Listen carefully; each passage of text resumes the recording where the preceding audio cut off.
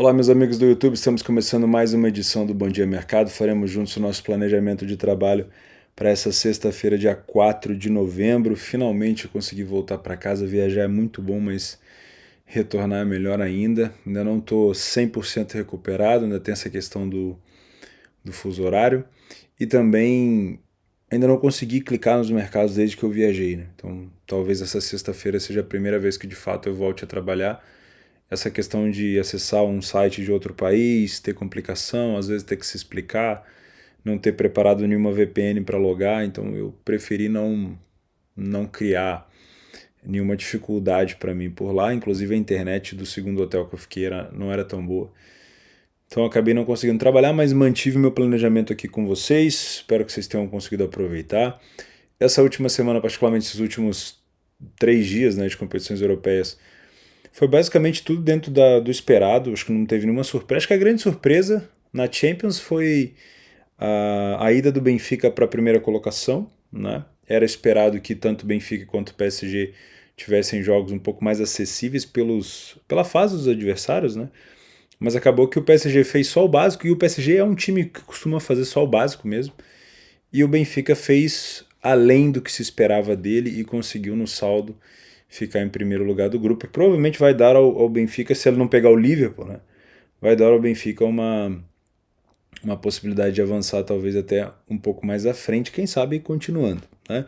Nessa Europa League, acabou agora os jogos do dia 3, a gente teve a vitória da Roma de virada em cima do Ludogorets, tivemos a confirmação do Braga contra o Malmo, mas o Braga não conseguiu seguir na Europa League, foi eliminado para jogar a Conference League, e o Union Berlim conseguiu vencer a equipe do Union Saint-Gilloise com um gol do Sven Mitchell, né? Deu até saudade dele jogando no Paderborn.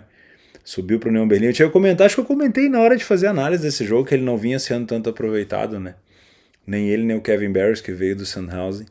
E ele conseguiu fazer um gol de atacante oportunista, né? Bola lançada, ele se jogou na bola e deu a vitória que classificou o Union Berlim para o 16avos da Europa League, ou seja, vai enfrentar equipes que vão descer agora da Champions depois que tiver um sorteio, né? Não é fácil, mas é melhor do que ir direto para a Conference, né? Para o Union Berlim já é bom demais. Tivemos um United batendo a Real Sociedad pelo mesmo placar, então o United se manteve na segunda colocação. Com isso, o United também vai pegar uma galera que veio da Champions, tá? Vai ser interessante ver quem que o United vai acabar enfrentando. O Colônia foi eliminado num grupo com Partizan, Eslovaco e Nice. O Colônia não conseguiu vencer o Nice em casa, a partida foi 2-2 e ele ficou de fora da Conference League, foi eliminado, agora só tem a Bundesliga para focar, e se eu não me engano a Copa da Alemanha, né? Acho que tem a Copa da Alemanha também. O jogo decepcionante de gols foi Feyenoord e Lazio, inclusive a Lazio fez um segundo tempo assim, horroroso. Tá? Na verdade o gol do Feyenoord foi uma falha horrorosa do goleiro da Lazio, mas o segundo tempo da Lazio foi horroroso, acho que só os últimos 5 minutos ali que eles resolveram jogar. E foi um embrolho danado esse grupo F, né? Acho que era o grupo F. Todo mundo terminou com 8 pontos, mas aí o Feyenoord e o Midtjylland estavam empatando porque os dois jogos entre eles foi 2-2, então os 3 primeiros critérios estavam empatados. Aí no desempate de saldo de gols, eles com o 2-0 do Midtjylland, eles também estavam ficando igual, tava 4 gols de saldo para cada um, e o Feyenoord acabou passando porque marcou mais gols. Acho que o Feyenoord fez 13, o Midtjylland 12, ou o Feyenoord fez 14, o Midtjylland 12, uma coisa assim. Foi um embrolho danado, só que a Lazio acabou em terceiro, né? Se eu não estou enganado, a Lazio terminou em terceiro lugar desse grupo e foi rebaixada para a Conference League para jogar naquela fase lá onde pega os segundos colocados do grupo, tá? E é isso, acho que foi dentro dos conformes, acho que tudo como esperado nessa quinta-feira. Vamos para sexta-feira então? Já vou deixar aqui na descrição desse vídeo, se a Betfair me mandar, o artigo sobre a 15ª rodada da segunda divisão da Alemanha, que eu já escrevi, cheguei agora há pouco escrevi. E vamos falar um pouquinho sobre essa sexta que está bem enxugada, tá? Parece que tem bastante coisa, mas vocês vão ver que está bem enxugado. Para começar, nós temos Bundesliga 1, Borussia Mönchengladbach e Stuttgart. Talvez esse seja o primeiro jogo que eu volte a trabalhar de fato, né? Vamos ver se eu vou ter alguma oportunidade na Bundes 2. O histórico de confronto entre Gladbach e Stuttgart é muito bom para gols, é um jogo bem dinâmico, um jogo bem focado, um jogo que ambas as equipes costumam marcar com bastante frequência, mas hoje a gente tem uma fase do Stuttgart pior. Tá? E tem muito a ver com falta de um jogador de destaque. O Stuttgart hoje não tem um jogador para chamar de jogador de destaque como tinha antes o Kaladzic, que não era um espetacular atacante, mas era um homem de referência. Já o Gladbach tem sempre uma transição, né? Ou o Plea tá muito bem, ou o Thuram tá muito bem, ou o... acho que é o Hoffmann também, né? O atacante, o Stindl, o Hoffmann, eles ficam variando. E dessa vez é o Thuram, vice, se não me engano, é o terceiro artilheiro da competição com 8 gols e 2 assistências. Tá em boa fase, tá? Deve ir para a Copa do Mundo também o Thuram, não tenho certeza, pela França. Excelente jogador.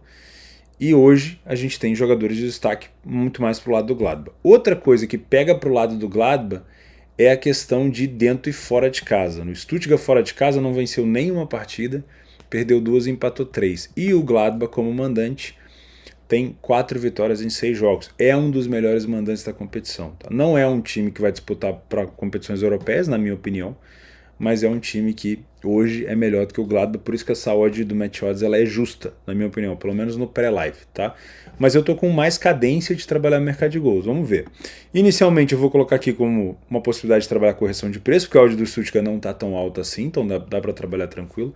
Mas eu vou trabalhar com a ideia de gols aqui também. Tá? Os últimos jogos entre eles, nas 2 últimas partidas que o Stuttgart foi visitar o Gladbach, 1-1 e 2-1 para o Stuttgart. Então não teve vitória do Gladbach nessas últimas partidas. Inclusive, nos últimos 3 confrontos, o Gladbach não conseguiu vencer. Só venceu lá no início de 2021, final da temporada, né? Final da temporada 2020-2021, que eles conseguiram vencer por 2-1. Então um jogo, como eu falei, bem cadenciado. Não é aquela coisa de 4-4. Às vezes tem. Mas geralmente é um jogo que ambas as equipes costumam agredir o adversário com bastante frequência, tá? Na Bundes 2, nós temos o líder Darmstadt enfrentando hoje o 5º colocado Hannover. O Hannover ele tem uma particularidade. Primeiro a gente tem que exaltar, porque o Hannover vive hoje, desde que caiu para a 2ª divisão, talvez uma das melhores temporadas. Não é, acho eu, uma temporada ainda para o Hannover brigar para subir. Mas só de não estar brigando para não cair, já é bom, né? O Hannover, quando enfrenta times de cima da tabela, eu vou citar Paderborn, Hamburgo, Heidenheim, foram as últimas derrotas, ele não consegue vencer. Tá? Então eu tenho uma dificuldade do Hannover de pegar equipes topo de tabela. Né? O Darmstadt ele só se manteve na liderança da competição ainda porque os rivais diretos deles, ali, o Hamburgo e o Paderborn, vacilaram. Porque a tendência era que o Darmstadt já tivesse pelo menos em segundo. Porque foram 2 jogos seguidos onde o Darmstadt era favorito que ele empatou. Se eu não me engano, os 2 jogos foi 1-1, né?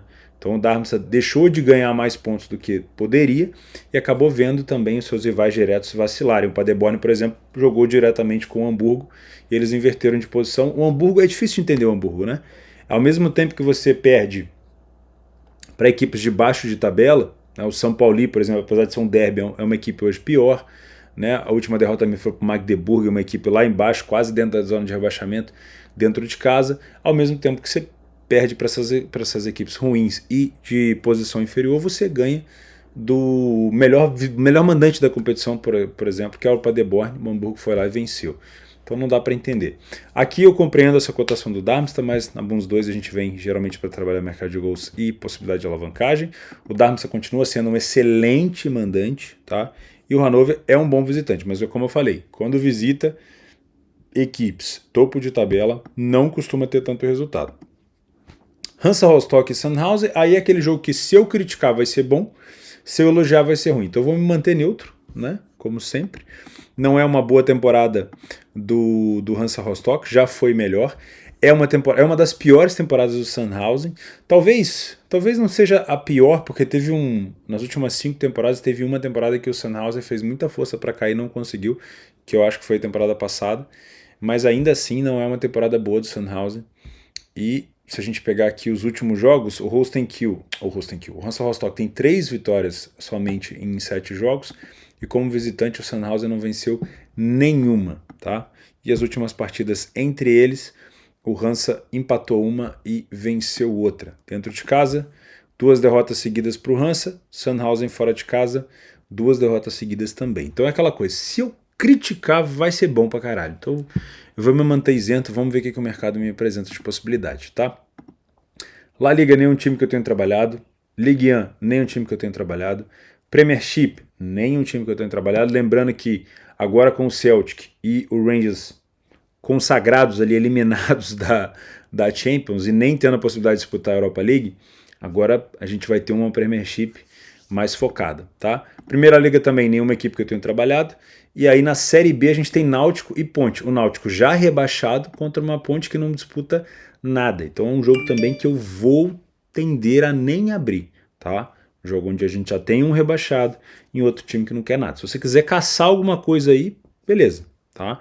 Eu nem pagando eu assisto, porque senão eu vou querer me envolver, às vezes vou acreditar numa coisa que não está acontecendo, porque não tem, pode até ter intensidade, mas vontade, difícil, né? Então vamos para o último jogo do dia aqui, que é a Udinese e Lecce. A Udinese, infelizmente, setinha da Udinese está para baixo.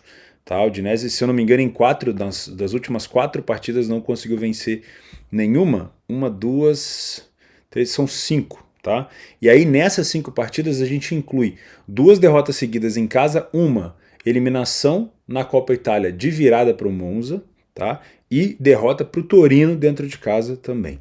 Depois ainda teve um 0-0 com o Cremonese. Então assim, aquela Udinese que goleou a Roma, que bateu na Inter, que empatou com a Atalanta, que venceu a Fiorentina, que venceu fora de casa o Verona, não é mais a mesma Udinese. Não é que mudou jogadores, mas alguma coisa, assim, o famoso retorno à média, né? A Udinese não tinha como ficar esse tempo todo, afinal de contas a Udinese depende muito de 2 jogadores, um especificamente que é o Deulofeu, e a gente sabe que o Deulofeu está numa boa fase só, ele não é o suprassumo, e o Beto, né, que é um grande jogador ali da seleção, se eu não me engano já está na seleção de Portugal, tem frequentado a seleção de Portugal, mas é um grande atacante que Portugal provavelmente vai desfrutar nos próximos anos. Eu acho essa odd da Udinese, pelo momento Udinese, baixa, tá? Mas aí a gente tem que considerar também que o Lecce não é nenhuma grande coisa, uma vitória apenas fora de casa. A Udinese dentro de casa ainda é uma das melhores mandantes pela campanha que fez, mas os últimos jogos não está fazendo jus. Inclusive, o último jogo entre eles em 2020, que foi antes do Lecce ser rebaixado, o Lecce venceu a Udinese na casa do Udinese, mas aí faz muito tempo, não dá para levar em consideração, tá?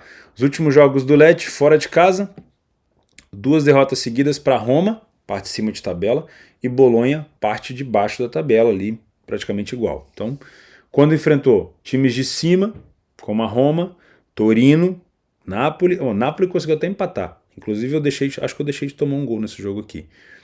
Mas quando pegou equipes mais de baixo, conseguiu alguma coisinha ali, como a Salernitana, tá? Bem mais de baixo. Difícil. Para esse tipo de cotação aí, eu teria que direcionar já um viés contra o Lecce, teria que acreditar muito defensivamente na Udinese, e nas últimas rodadas a Udinese não tem jogado o suficiente. Então a tendência é que eu não faça nada aqui também, tá? Se a gente tivesse uma odd da Udinese mais perto de 1,80, seria um pouco mais fácil, que a gente teria um Lecce ali abaixo de 5, seria mais interessante. Mas aí é questão de assistir o jogo, identificar. Eu colocar um Leia pior equipe em campo já direcionando para o Lecce, eu já vou me sentir mal aqui, porque eu posso estar influenciando alguém a acreditar na Udinese. E nesse momento, por mais que a Udinese seja mais time, a fase da Udinese não é boa. Tá? Pode ser só um momento, realmente a Udinese pode estar com a seta para cima, e ela pode estar só passando por uma turbulência e daqui a pouco volta a subir, ou realmente é um retorno à média ali, e a gente tem que tomar cuidado para não ficar só na lembrança do que a Udinese apresentou e achar que vai ser sempre assim. Beleza? Vou ficando por aqui então, lembrando, aqui embaixo tem bônus para você abrir uma conta na Betfair, tá? E depois que abrir, participa do sorteio aqui do canal para concorrer a uma banca de R$30 todos os dias. E vamos se inscrever no canal se você não é inscrito, fica aí o convite, ainda não estou no meu escritório, se Deus quiser a partir de amanhã já estou gravando vídeo ali no escritório, mas pelo menos eu estou por aqui e eu conto com a sua companhia e com o seu like também, que ajuda bastante. Beleza? Um grande abraço para vocês, bom trabalho, não inventa moda, faz o simples, que é o simples que funciona, e é sempre um prazer.